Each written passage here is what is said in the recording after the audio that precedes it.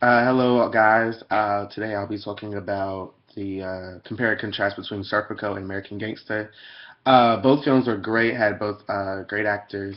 Of course, American Gangster was a little bit more modern in the fact of technologies and different types of camera angles and shots that they had.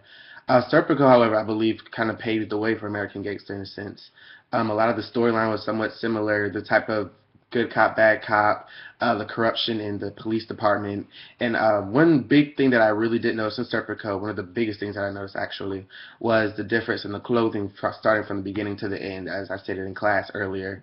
In the beginning of Serpico, he had all white, pastels, light colored things, but as he started to come into himself and realize that he was the sole change that he wanted to see in the police department, all his clothes began with the black and then darker colors that progressed throughout the rest of the film. In American Gangster, it wasn't necessarily the changing of clothes, it was more so the mindset that we saw the difference in. And also from an American Gangster, where he became from, the stereotypical started from the bottom, now we're here. No pun intended. Well, just a little bit. He started, back in the slums of New York and growing up, and then eventually came up to being, this big all-time crack cocaine dealer. And if I had to say which one was my favorite, I'd only have to say American Gangster, only because it was a lot more of a storyline more than Serpico.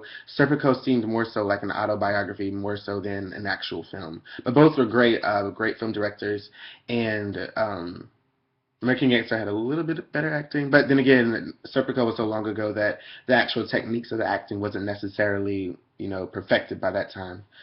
So this was my review. Thank you for your time, and I'll see you all in class.